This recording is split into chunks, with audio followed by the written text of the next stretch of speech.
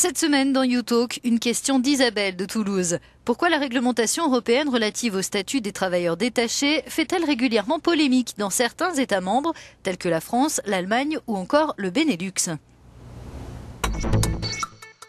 Un travailleur détaché est donc un travailleur qui est envoyé par son entreprise dans un autre État membre. Ce travailleur détaché va relever du droit du travail du pays d'accueil. En revanche, en ce qui concerne sa protection sociale et le régime de financement de cette protection sociale, il va continuer à dépendre du pays d'origine où il exerce habituellement son activité.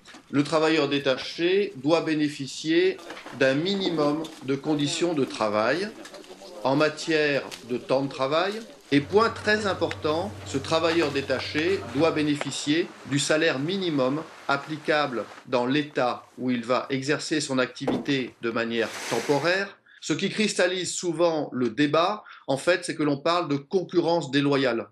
On considère que ces entreprises qui viennent essentiellement des pays d'Europe centrale et des pays d'Europe de l'Est, ces entreprises qui envoient leurs salariés détachés en Europe de l'Ouest, eh bien, ces entreprises ne respecteraient pas les règles en matière de salaire minimum. La possibilité de détacher des travailleurs ne doit pas entraîner un dumping social, c'est-à-dire qu'elle ne doit pas se faire, si on peut le dire d'une manière brutale, elle ne doit pas se faire sur le dos des travailleurs.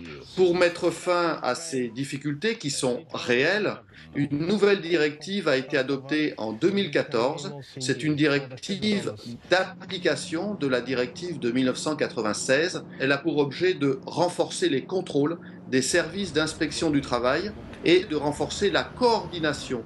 Cette directive de 2014, elle doit être appliquée dans les États avant le 18 juin 2016, donc de cette année.